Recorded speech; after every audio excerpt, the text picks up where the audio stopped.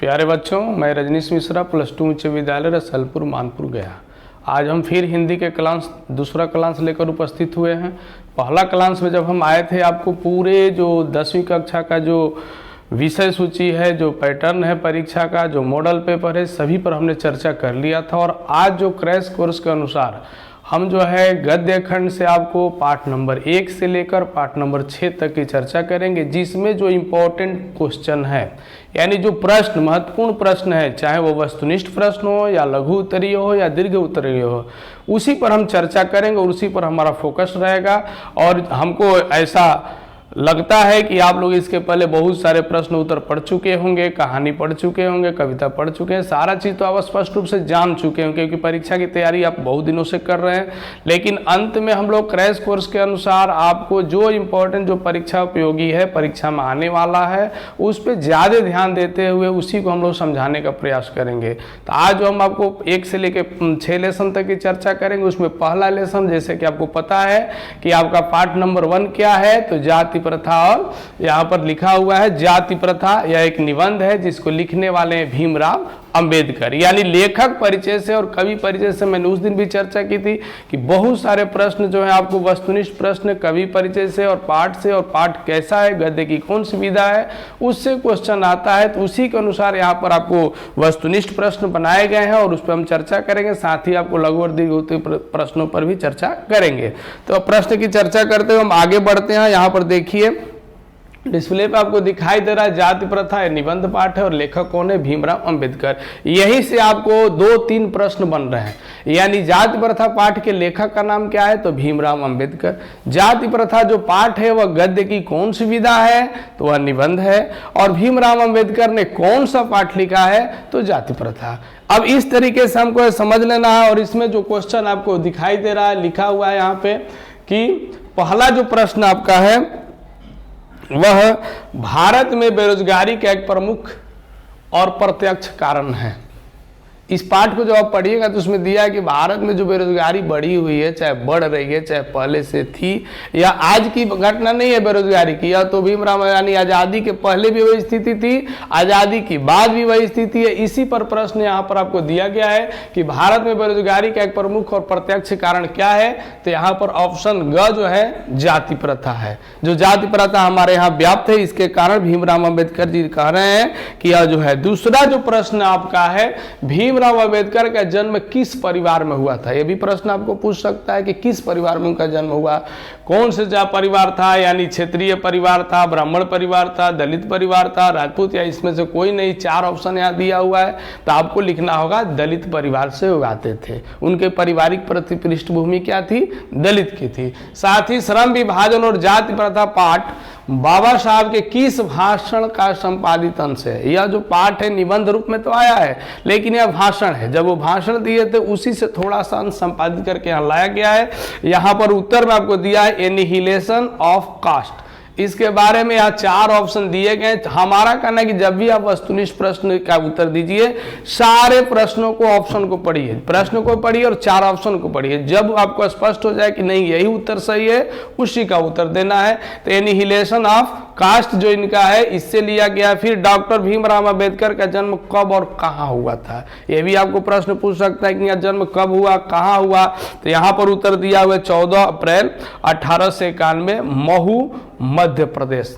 गांव का नाम क्या है, महू है, और मध्य प्रदेश राज्य है। और 14 अप्रैल, हर साल 14 अप्रैल को भीमराव अंबेडकर की जयंती मनाई जाती है, अंबेडकर जयंती के रूप में पूरे भारत देश में।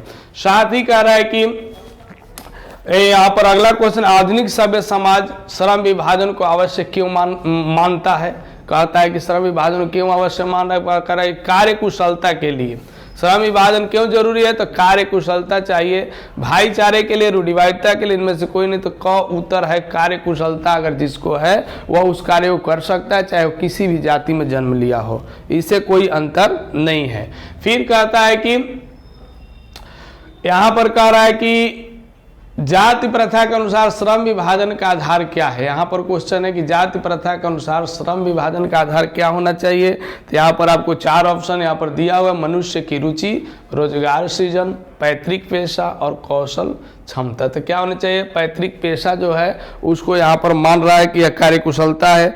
आधुनिक मनु किसे कहा गया है? देखिए आधुनिक मनु कौन है, यह भी प्रश्न आपको पूछ सकता है। तो यहाँ पर 4 ऑप्शन है, जवाहरलाल नेहरू, डॉक्टर भीमराव अंबेडकर, बुद्धा एंड यहाँ पर दिया डॉक्टर राजेंद्र प्रसाद, महात्मा गांधी को, जवाहरलाल नेहरू और डॉक्टर भीमराव अंबेडकर। तो इसमें ऑप्शन कौन सा करेक्ट है? यानी आधुनिक मनु कौन है? तो डॉक्टर भीमराव अंबेडकर है।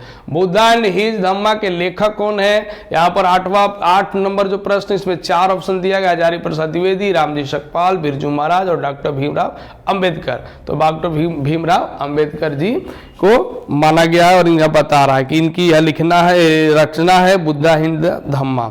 फिर आपको यहाँ पर इसमें 8 क्वेश्चन आपको वस्तुनिष्ठ जो इंपॉर्टेंट है, ऐसे तो बहुत सारे वस्तुनिष्ठ प्रश्न आपको पाठ में बन जाएंगे, लेकिन जो इंपॉर्टेंट है यहाँ दिया गया, इसको आप पढ़िएगा, समझिएगा, तो आप इसके उत्तर दे सकते हैं, इससे आने की संभावना ज्यादा है। और लघुतरीय प्रश्न में कुछ क्वेश्चन यहाँ पे कि किस लेखक किस विडंबना की बात कहते हैं, क्या विडंबना हमारे देश में, क्या स्थिति हमारे देश में है। तो यहाँ पर आंसर दिया गया कि डॉक्टर भीमराव अंबेडकर ने जातिवाद के पोषकों, जो जातिवाद को बनाए रखे हैं कि जाति प्रथा रहेगी तभी हमारा जो काम है वो बनते रहेगा, हमारा काम चलते रहेगा, इसी को यह विडंबना कहते हैं। विडंबना की बात को संबोधित करते हैं कि हमारे देश के लिए विडंबना है कि अभी भी हमारे यह समाज इतना आगे निकल चुका है, फिर भी जाति प्रथा से आगे निकलता नहीं है। फिर आगे कहते हैं कि जाति प्रथा भारत में बेरोजगारी का एक प्रमुख और प्रत्यक्ष कारण कैसे बनी हुई है। किस प्रकार से हमको लगता है कि भारत में जो बेरोजगारी है उसका मुख्य कारण जाति प्रथा है, दिखाई कैसे दे रही है? आप बता रहे हिंदू धर्म की जाति प्रथा किसी व्यक्ति को ऐसा पेशा चुनने की अनुमति नहीं देती। हिंदू धर्म में जो जाति प्रथा बनाई गई है उस समय अगर वो कोई जाति है उसको अलग पेशा चुनने की अनुमति नहीं देती, क्योंकि कहता है कि बढ़ई का बेटा बढ़ई का काम करेगा, लोहार का बेटा लोहार का काम करेगा। यानी जो जाति व्यवस्था में है, जो उस कार्य कुशल है उसी कार्य को करेगा, वंशानुगत करते रहेगा, जिसके कारण हमारे यहाँ वह आदमी जो है दूसरे काम करने में हिचकता है। चाहे ब्राह्मण का बेटा हमेशा पूजा पाठ ही करेगा, बताता है, अगर उसको मन है कि नहीं हम हल चलाएं या हम बढ़ई का काम करें या लोहार का काम करें, उसको समाज जाने नहीं देगा। जाएगा तो वहां भी उसको बेइज्जती और उसको इस तरह का देखा जाएगा, निज दृष्टिकोण से देखा जाएगा। वह किसी प्रकार का कोई खाद्य पदार्थ भी अपने स्वेच्छा के अनुसार नहीं खा सकता है और न कार्य भी कर सकता है, क्योंकि उसके ऊपर जाति का बंधन है। यही बात ही कह रहे कि जाति बंधन से जब हम हट जाएंगे हमारे यहाँ जो बेरोजगारी की समस्या दूर हो जाएगी, क्योंकि कोई ऐसा नहीं कि जो वंश के अनुरूप ही कार्य कुशल होता है, उसको अलग कार्य में कुशलता होगी, लेकिन वह नहीं करने दिया जा रहा है क्योंकि जाति के बंधन के अनुसार वह बना हुआ है। अब कह रहा परंपरा के बावजूद उसका पैतृक पेशा नहीं हो, इस कारण पेशा परिवर्तन की अनुमति न देकर जाति प्रथा भारत में बेरोजगारी का एक मुख्य कारण और प्रत्यक्ष कारण बता रहे भीमराव अंबेडकर। उसके बाद अगला जो क्वेश्चन इसके अंदर है कि लेखक ने पाठ में किन पहलुओं से जाति प्रथा को एक हानिकारक प्रथा के रूप में दिखाया है। लेखक ने पाठ में आर्थिक पहलुओं से जाति प्रथा को, जो आर्थिक पहलू है यानी जो हमारा जो आर्थिक दृष्टिकोण है, आर्थिक जो विकास है, उसके कारण यह हानिकारक हो गया। हानिकारक क्या है? जाति प्रथा है, जिसके कारण हम लोग अपना आर्थिक विकास कर नहीं पा रहे हैं। यह दीर्घ उत्तरीय प्रश्न में आपको एक प्रश्न यहाँ पर दिया गया है कि दीर्घ उत्तरीय प्रश्न में देखिए कि सच्चे लोकतंत्र की स्थापना के लिए लेखक ने किन विशेषताओं की आवश्यकता माना है। उत्तर है, इसमें बहुत सारे पॉइंट्स दिए गए हैं कि डॉक्टर भीमराव अंबेडकर ने सच्चे लोकतंत्र की स्थापना के निम्नलिखित विशेषताओं को, सच्चा लोकतंत्र है क्या कहने के लिए तो भारत में लोकतंत्र मिल गया स्वतंत्रता के बाद और लोकतंत्र का रूप दिखाया, लेकिन सच्चा लोकतंत्र क्या है यहाँ बता रहे हैं। सच्चे लोकतंत्र के लिए समाज में स्वतंत्रता, समानता, भ्रातृत्व और भावना की वृद्धि होनी चाहिए। 3 चीजों की आवश्यकता है सच्चा लोकतंत्र। वो क्या भाई? तो सभी लोग स्वतंत्र रहें, किसी के ऊपर किसी प्रकार का दबाव ना हो, सब लोग मिलजुल कर रहें और सब लोग समान रहें, किसी में कोई अंतर ना हो, जाति के लेके अंतर ना हो, और कह रहा है कि किसी प्रकार के भाईचारे में भी अंतर उनको दिखाई नहीं दे, मिलजुल कर रहेगा। यह पहला लोकतंत्र का लक्षण। दूसरा है दूध पानी के मिश्रण की तरह भाईचारा, यानी जिस प्रकार से दूध और पानी को मिला देने के बाद वो अलग नहीं किया जा सकता, वैसे ही भाईचारा बना रहे सब धर्म के लोग, सब जाति के लोग मिलजुल करके रहे लोकतंत्र में। सामाजिक जीवन में आवाज संपर्क के अनेक साधन अवसर उपलब्ध होना चाहिए। सामाजिक जीवन में भी जो भी साधन सबके लिए, वो सबके लिए उपयोग में आना चाहिए, सबके लिए होना चाहिए, किसी एक के लिए नहीं। समाज में इतनी गतिशीलता बनी रहेगी, कोई भी वांछित परिवर्तन समाज के एक छोर से दूसरे छोर तक संचालित हो सके, इस तरह गतिशीलता होना चाहिए। जो भी परिवर्तन हो निचले स्तर से लेकर ऊपरी स्तर तक और ऊपरी स्तर से निचले स्तर होना चाहिए, यही लोकतंत्र है।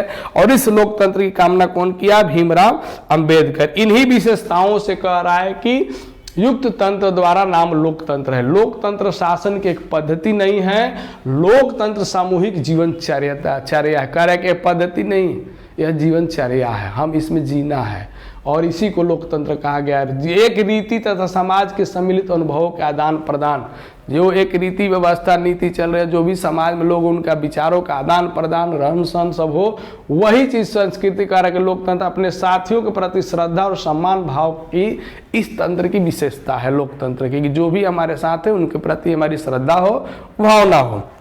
अगला जो हमारा पाठ है विष के दांत, दूसरा पाठ हम गद्य खंड में पढ़ेंगे विष के दांत। और उसके यह एक पाठ कैसा है तो कहानी पाठ है। आपको पूरा विषय सूची रट जाना है। 20 जो प्रश्न आएंगे आपको 150 जिसमें लिखना है, 100 वर्ष में 20 प्रश्न आपको इसी से आने वाले हैं। यानी पाठ का नाम, लेखक का नाम, गद्य कौन सी विद्या है, साथ ही उसका जन्म और मृत्यु, ये सब अगर हम पढ़ लेते हैं तो 20 प्रश्नों का उत्तर हम आसानी से दे सकते हैं। विष के दांत एक कहानी, इसके लेखक है नलिन विलोचन शर्मा जी। अब यहाँ पर दिया गया प्रश्न आपको वस्तुनिष्ठ प्रश्न है कि सेन साहब की आंखों का तारा है। सेन साहब कौन है? जब आप कहानी पढ़िएगा तो उसमें आपको पता चल जाएगा कि सेन साहब कौन है, उनके परिवार में कितने लोग हैं और उनके आंखों का तारा का मतलब सबसे प्रिय कौन सा है उसके अंदर। तो यहाँ पर लिखा हुआ है, कह रहा है कि कार है, यानी कार रखे थे, खोखा, खोकी और सभी, यानी परिवार के सभी लोग आंखें के तारे हैं। कोई स्पेशल है तो यहाँ पर खोखा जो उनका बेटा है वह उससे ज्यादा प्रेम करते, इसीलिए उसको आंखों का तारा बोला गया है। साथ ही हमारा जो अगला है,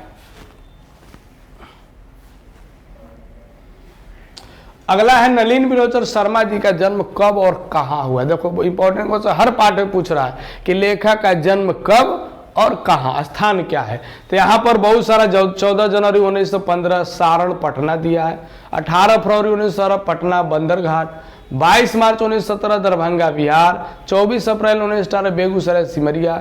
यानी उत्तर इसका क्या है? ख है, 18 फरवरी 1916 पटना बंदरघाट में हुआ, यानी बिहार के ही है। और पटना हर जगह पूछ रहा है, सिमरिया पूछ रहा है, बेगूसराय पूछ रहा है, तो इसमें हमको ध्यान रखना होगा कि पटना में है कहाँ भाई, सारण पटना में है कि पटना बंदरघाट में है। तो पटना बंदरघाट में इनका जन्म हुआ है। खोखा के दांत किसने तोड़े, इंपॉर्टेंट क्वेश्चन और पूछेगा भी कहानी में भी, बहुत मजेदार कहानी है, इसको आप पढ़िए, एक बार पढ़ लीजिए पूरा समझ लीजिएगा। तो खोखा का दांत तोड़ने वाला कौन है? मदन ने, मदन के दोस्त ने। हम क्यों चारों ऑप्शन रीड कर रहे हैं? चारों ऑप्शन आपको रीड करना है क्योंकि उसमें मात्रा मिस्टेक भी हिंदी में रहेगा। मदन को मदान लिख देगा, अगर मदान को आप मदन पढ़ लेते हैं तो वहां पर आपको गलती हो सकती है, इसीलिए प्रश्न पढ़िए और चारों ऑप्शन जरूर पढ़िए। तो यहां लिखा है कि खोखा के दांत किसने तोड़े, तो मदन ने। तोड़ने वाला कौन है? वह मदन के, कह रहा है कि मदन ने, मदन के दोस्त ने, सेन साहब ने, खोखी ने। तो उत्तर क्या है? मदन, जो उसके बगल में रहने वाला और लड़ाई हो जाता है खेल खेल में, अब मार के उसका दांत तोड़ता है। साथ ही कह रहा है कि सेन साहब ने यहाँ विष के दांत कहानी किस वर्ग के अनेक अंत विरोधियों को उजागर करती है, कौन सा वर्ग? देखिए हमारे यहाँ 4 प्रकार के वर्गों की चर्चा है, 5 प्रकार ऐसे कह रहा है कि मध्यम वर्ग है, उच्च वर्ग है, निम्न वर्ग है, दलित वर्ग है। तो इसमें दिया है ख कौन सा है? मध्यम वर्ग की यह घटना है, मध्यम वर्ग की चर्चा हो रही है। अगला जो है सेन साहब की नई मोटर, सेन साहब की नई मोटर कार कितने की थी, कितना में खरीदा गया था भाई? 8,500, 7,500, 4,500, 3,500। तो उत्तर इसका क्या है? 7,500। आपको पूछ सकता है क्योंकि कार को बहुत खरीदने के बाद बहुत उसका देख रेख करते हैं, साफ सफाई करते हैं, उस पर थोड़ा सा दाग धब्बा न लगे इसके लिए सभी नौकरों को चेतावनी भी दी गई है। सेन साहब खोखा को क्या बनाना चाहते थे, अपने पुत्र को क्या बनाना चाहते थे पढ़ा लिखा करके? तो लिखा डॉक्टर, शिक्षक, इंजीनियर, अभिनेता। तो क्या बनाना चाहते थे? इंजीनियर बनाना चाहते थे। 7वां दृष्टिकोण किनकी रचना है? रामावतार शर्मा, नलिन विलोचन शर्मा। 4 ऑप्शन दिया गया और मोहन, राकेश और प्रेमचंद। तो इसमें है अब पाठ नलिनीश्वर शर्मा से, तो इसके लेखक कौन होंगे। अब आपको ये भी जानना है कि जो कवि लेखक परिचय है उनकी रचनाएं बहुत सारी है। ऐसा नहीं है कि वे सिर्फ जो पाठ का नाम लिख दिए 20 का दांत यही पूछेगा, उनकी दूसरी रचनाओं को भी पूछ सकता है, इसलिए आपको दूसरी रचना भी पढ़नी होगी और उसको ध्यान में रखना होगा। ऐसे ही लड़के आगे चलकर गुंडे, चोर, डाकू बनते, यह पंक्ति कहानी के किस पात्र ने कही। देखिए कहानी के बीच से पूछ रहा है, यानी बीच का भी लाइन आपको परीक्षा में पूछ सकता है कि यह पंक्ति किस पाठ की है, इस पंक्ति के लेखक कौन है, इस पंक्ति को किसने कहा है। तो यहाँ पर इसलिए क्वेश्चन को लाया गया कि ऐसे क्वेश्चन आएंगे, इसलिए आपको इसे प्रैक्टिस होने चाहिए, पाठ को पढ़ने चाहिए। तो यहाँ पर सेन साहब की धर्मपत्नी, गिरधर, सेन साहब और सोफर। उत्तर क्या है, ग है। सेन साहब ऐसा बात बोलते हैं कि ऐसा ही लड़का लास्ट में चलकर गुंडा, चोर, मवाली बन जाता है। मदन के बारे में सब बोल रहे हैं। कुछ लघु उत्तरीय प्रश्नों की यहाँ चर्चा है, इसको हम लोग देखेंगे। खोखा किन मामलों में अपवाद था, यह पिछले साल भी आ चुका है और इस साल भी जान लो कि थोड़ा सा जानना होगा तुमको कि इससे रिलेटेड और क्वेश्चन पूछ सकते हैं। तो खोखा जीवन के किन नियमों में अपवाद था तथा वह घर के नियमों में भी अपवाद था। जीवन में भी अपवाद है, घर के नियम सबके लिए एक समान, लेकिन खोखा के लिए वह नियम नहीं है। बाहर के भी जीवन सबके लिए अलग है, इसके लिए अलग है। वह शरारती और बेपरवाह, लाड़ प्यार में पलने वाला बिगड़ैल बच्चा था। बहुत उसको प्यार किया जाता, वह बिगड़ैल हो गया था, शरारती था वह और बेपरवाह था, उसको किसी चीज की परवाह नहीं थी, यह उसका जीवन चक्र था। 20 के दांत कहानी के शीर्षक सार्थकता स्पष्ट कीजिए। कैसे शीर्षक सार्थक है, 20 का दांत यहाँ बताया गया, लिखा गया है। आचार्य ललितमोहन शर्मा द्वारा रचित लिखित 20 के दांत नामक कहानी हिंदी जगत की एक प्रसिद्ध कहानी है। इस कहानी के द्वारा समाज के विदूर चेहरे की झलक दिखाई दे पड़ती है। समाज में जो हम देख रहे हैं वह दिखाई देता नहीं है, दिखाने वाले कुछ और है और करने वाले कुछ और चेहरे हैं। कथनी करनी का अंतर दृष्टिगोचर होता है, जो कहा जाता है वह किया नहीं जाता है। समाज में यही हमें समाज में दिखाई दे रहा है। कह रहा है यह सफेद पोष लोग मध्यम वर्ग की शान है, उनके आचार विचार नकली ढोंग, यानी जो मध्यम वर्गीय के लोग ज्यादातर से कह रहा है कि जो सफेद पोष यानी जो कुछ अपने आप को समझते हैं पैसे वाले, थोड़ा सा उनके पास पैसा आ गया तो उनका आचार विचार, रहन सहन, खान पान दिखावा में बीतता है। दिखावा ज्यादा है, हकीकत बहुत कम रहता है। वही कह रहा है कि बनावटीपन और व्यवहारिक बातें समाज ही चित्रित करते, उनके जीवन के पोल सही है और सार्थक है। इस तरीके से दिखा रहा है कि जीवन जो है उनका सही रूप में वह चीज दिखाई देता नहीं है, उसके अंदर बहुत सारे अंतर होते हैं, यानी सोचते हैं कुछ, बोलते हैं कुछ और करते हैं कुछ। कथनी और करनी में फर्क दिखाई देता है। अगला जो है आपको यहाँ पर कि खोखा और मदन के बीच झगड़े का क्या कारण था, इस प्रसंग द्वारा लेखक क्या दिखाना चाहते, दोनों में लड़ाई क्यों हुआ, कारण क्या था लड़ दिया हुआ। खोखा और मदन के बीच खोखा की लट्टू खेलने की ललक। खोखा जो है लट्टू खेलना चाहता है, अब जब वो लट्टू खेलने के लिए जाता है तो उसको मदन खेलने नहीं देता है और मदन को तमाचा लगाता है। उसके बाद दोनों में लड़ाई होती है और खोखा को मार के दांत तोड़ देता है। कह रहा है कि खोखा और मदन के बीच खोखा के लट्टू खेलने की ललक, मदन द्वारा उसे खेलने से इनकार करना था। लेखक इसके द्वारा बच्चों की ईर्ष्या भावना को दिखाना चाहता है कि दोनों में ईर्ष्या कैसा था, क्योंकि अक्सर मदन की पिटाई किसके कारण होती थी, खोखा के कारण होती थी। इसीलिए खोखा उसको चाहता नहीं था कि वह हमारे साथ खेले और उसके बाद वह क्या करता है, उसमें झगड़ा हो जाता है।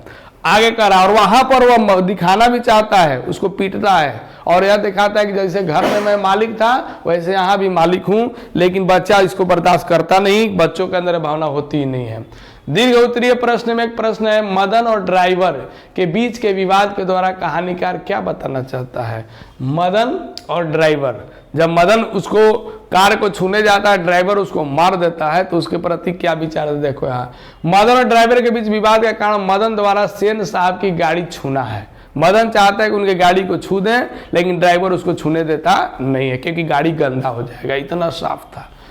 ड्राइवर का इससे मना करना था। यहाँ लेखक ने दो परिवार की आर्थिक स्थिति को दिखलाया कि मदन की आर्थिक स्थिति बहुत निम्न कैटेगरी थी, क्योंकि वह चपरासी का बच्चा था या किरानी का वो जो छोटा जो क्लर्क था उसका बच्चा था, और यहाँ पर जो सेन साहब हैं वो अधिकारी हैं, वो फैक्ट्री के मालिक हैं और उनके कार को वह छू नहीं सकता है क्योंकि उसकी आर्थिक स्थिति गरीब था, वह कमजोर था, जिसके कारण कार्य हैसियत, मनोवैज्ञानिक भावदशा और सामाजिक विसंगतियों के बीच जीते हुए मनुष्य के यथार्थ का चित्रण है। हमारे समाज में भी इस तरीके से मनुष्य का, मानव का जीवन है कि जो लोग अमीर लोग हैं उनका रहन सहन अपने आप को दिखावा में वैसे बिता कर बना लेते हैं और गरीबों के प्रति उनकी नजरिया अलग होती है। इस कहानी को दिखा रहा है कि किस तरीके से इसमें जो घटनाएं घटती है या हमारे मध्य वर्ग के प्रतीक के रूप में आया हुआ है जो हमारा रहन सहन है। तीसरा हमारा पाठ है कि भारत से हम क्या सीखे। यह एक भाषण पाठ है और इसके लेखक है मैक्स मुलर। मैक्स मुलर जी जब ब्रिटिश यहाँ राज चल रहा था उस जमाने में जो ब्रिटिश अधिकारी भारत में आए हुए थे, जो IAS ऑफिसर रैंक के थे, उनको इन्होंने संबोधित करते हुए बात बताई कि जब तुम इंडिया में जाना तो तुमको बहुत सारे चीज़ें दिखाई देंगे, ऐसा चीज़ वहाँ दिखाई देगा जिसकी अनुभूति तुम्हें पहले नहीं हुई हो। वहाँ से तुम्हें बहुत सारे चीज़ सीखने हैं, जानने हैं, क्योंकि भारत जो है एक जीता जागता जो है एक देश है और जो पूरे दुनिया को कुछ ना कुछ दिया है। वहाँ की जीवन पद्धति अद्भुत और निराली है जिसका अनुभव करना आपके लिए बहुत ही जरूरी है। यही भाषण उन लोगों को देते हैं और उसी से कुछ प्रश्न आपको यहाँ दिया गया है। कह रहा है कि पहला प्रश्न है, किसके अध्ययन क्षेत्र में भारत के कारण और जीवन का संचार हो चुका है? किसका अध्ययन से क्षेत्र में? विधि शास्त्र, नीति शास्त्र, भाषा विज्ञान और दैवात विज्ञान। कह रहा है कौन सा ऐसा चीज है जिसमें कि भारत दुनिया में अपने संचार कर चुका है, जिसके बारे में तुम सोचते हो वह कर चुका है, वह नीति कथा है। फिर कहता है कि स्वामी विवेकानंद को वेदांतियों का वेदांती किसने कहा? स्वामी विवेकानंद कह रहा है कि वेदांतियों का वेदांती किसने कहा था, किसने कहा? तो यहां दिया है कि T.S. इलियट को, दयानंद सरस्वती को, मैक्स मुलर को, राजा राम मोहन राय। हमारे बहुत बड़े विचारक दार्शनिक विवेकानंद जी ने यहाँ तक मैक्स मुलर को कहा था वेदांतियों का वेदांती है। वह कहने वाले कौन है? Max Muller. मैक्स मुलर को कहा था उन्होंने। यह प्रश्न आया भी है और बार बार पूछता भी है इस लेसन से, इसको ध्यान आपको रखना होगा। स्वामी विवेकानंद का जन्म कब और कहाँ हुआ? विवेकानंद जी का चर्चा इस पाठ में है, तो कब और कहाँ हुआ यह भी आपको पूछ सकता है। तो यहाँ उत्तर दिया हुआ है 12 जनवरी 1863 ईस्वी कलकत्ता, 20 जनवरी 1865 मध्य प्रदेश, 26 जनवरी 1891 पटना, 23 मार्च 1892 उत्तर प्रदेश। तो यहाँ क है 12 जनवरी 1863 कोलकाता में इनका जन्म हुआ था। अगला जो हमारा है, मैक्स मुलर ने सर्वविदित संपदा और प्रकृति सौंदर्य परिपूर्ण किस देश को बताया है? मैक्स मुलर जब वो आ रहे थे, लोग जो भी अधिकारी है उनको बताया कि भारत में जो है संपदा और प्राकृतिक सौंदर्य से भरा हुआ देश है, संपूर्ण है, किसी चीज की कमी उस देश में नहीं है। तो कह रहा है कि उत्तर घ दिया है, भारत को बताया, जापान को नहीं, श्रीलंका को नहीं, कनाडा को नहीं, किस देश को बताया? भारत, जो सारे प्रकृति के रूपों से भरा हुआ है। और हम देखते भी हैं कि जाड़ा, गर्मी, बरसात, 6 ऋतुएं भारत में है। आगे कह रहा है कि दानिश नामक सोने के सिक्कों से भरा घड़ा किसे मिला था? किसको मिला था भाई? तो हेस्टिंग्स को। यहाँ पर हकर्स, वारेन, विलियम जॉन्स और हेस्टिंग्स जो है इनको प्राप्त हुआ था वह घड़ा जिसमें सोने का सिक्का भरा हुआ था। अगला जो प्रश्न है, दक्षिण भारत में द्रविड़ भाषा परिवार की कौन सी भाषा सबसे अधिक प्रचलित है? यानी दक्षिण भारत में जो द्रविड़ भाषा की अंदर आती है उसमें कौन सी भाषा सबसे ज्यादा प्रचलित है, सब बोलते हैं, जानते हैं? तो उसके अंदर दिया आपको तमिल भाषा जो है समृद्ध भाषा है और द्रविड़ परिवार के अंदर यह आती है। आगे है मैक्स मुलर का जन्म कब और कहाँ हुआ था? मैक्स मुलर से भी संबंधित आगे इनका जन्म तो 16 दिसंबर 1983 ईस्वी जनवरी, 20 जनवरी 1923 जापान, 15 जनवरी 1823 अमेरिका, 6 दिसंबर 1823 जर्मनी। तो इनका जन्म जो है 6 दिसंबर 1823 ईस्वी को कहां पर हुआ था? जर्मनी में हुआ था। यह जरूर याद रख लेना इस पाठ से। मैक्स मुलर ने हितोपदेश का अनुवाद कौन सी भाषा में? देखो मैक्स मुलर सभी संस्कृत भी इनको आती थी और जो भी हमारे वेद पुराण उपनिषद से इनको उन्होंने पढ़ लिया था, उसका ट्रांसलेशन भी किया था। यानी हितोपदेश का किस में किया था? अंग्रेजी में, उर्दू में, जर्मन में, फ्रेंच में। तो जर्मन में इन्होंने उसका अनुवाद किया था। अब लघु उत्तरीय प्रश्न कुछ इसके अंदर है आपको। लेखक की दृष्टि में सच्चे भारत के दर्शन कहाँ हो सकते हैं और क्यों? कह रहा है कि सच्चा भारत का दर्शन, लेखक जो मैक्स मुलर है, ये कह रहे हैं कि अगर आपको सच्चा भारत देखना है तो कहाँ तुमको दिखाई देगा? कहाँ तुम भारत में जाओगे? क्या शहर में जाओगे तो दिखाई देगा, पहाड़ों में जाओगे तो दिखाई देगा, गांव में जाओगे तो दिखाई देगा? इस तरीके से यहाँ उत्तर लिखा हुआ है कि सच्चे भारत का दर्शन भारत के नागरिक ग्रामवासियों के बीच में दिखाई दे। जब भारत के गांव में तुम जाओगे तो तुमको सही रूप में भारत दिखाई देगा। और हमारे सुमित्रानंद पंत ने भी कहा है कि भारत माता ग्राम वासिनी, वो आपको पाठ भी पढ़ना है। भारत गाँवों का तथा किसानों का देश है। भारत को गाँवों का देश और किसानों का देश बोला गया है। और आज भी वही स्थिति है कि भारत में 80% लोग गांव में रहते हैं और उसमें 66% लमसम खेती करते हैं लोग, किसानी का काम करते हैं। अतः भारतीय आत्मा का सही वास गांव में है। भारत की आत्मा कहाँ बसती है? गांव में। यह बात मैक्स मुलर बता रहे हैं। इसीलिए सच्चे भारत का दर्शन निश्चल, निर्मल, निष्कलुष उस ग्रामीणों के बीच ही संभव। जब गांव में तुम जाओगे तुम लोग और वहां पर देखोगे, शहर में नहीं, गांव के जाकर देखना, क्योंकि वहां के जो लोग हैं वे निश्चल, उसके अंदर कोई छलने की भावना नहीं है, निर्मल होते हैं, निष्कल, उसके अंदर किसी प्रकार का धोखा फरेब नहीं रहता है। वो लोग स्वच्छ भाव विचार के होते हैं। वहां जाकर जब तुम सफर करोगे, वहां के गाँव के लोगों से मिलोगे, तुम्हारा जीवन में परिवर्तन होगा और तुम सच्चे भारत का दर्शन कर पाओगे। प्रश्न, जनरल कमिंघम ने कौन सी रिपोर्ट तैयार की? अब कनिंघम जी जब गए तो कौन सा रिपोर्ट उन्होंने भारत बनाया? तो एक लाइन में आंसर है, 2 मार्क्स में आएगा। जनरल कनिंघम ने भारतीय पुरातत्व सर्वेक्षण की वार्षिक रिपोर्ट, पुरातत्व विभाग के सर्वेक्षण की वार्षिक रिपोर्ट उन्होंने दिया था। अगला जो है, धर्मों की दृष्टि से भारत का क्या महत्व है? अब यहां दे रहा है कि धर्मों की दृष्टि भारत क्या होता है? भारत विविध धर्मों की जन्मभूमि और कर्मभूमि रही है।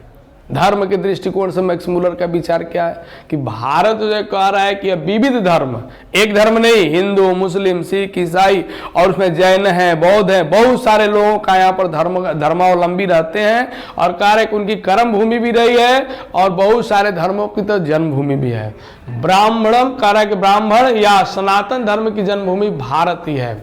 बौद्ध धर्म और जैन धर्म तथा सिख धर्म का प्रादुर्भाव भारत में हुआ है। देखो, बौद्ध धर्म, जैन धर्म, सिख धर्म और ब्राह्मण धर्म जो उस समय बताया गया था प्राचीन काल में, वह भी वैदिक धर्म, ये सब और सनातन धर्म की जन्मभूमि कौन सी रही है?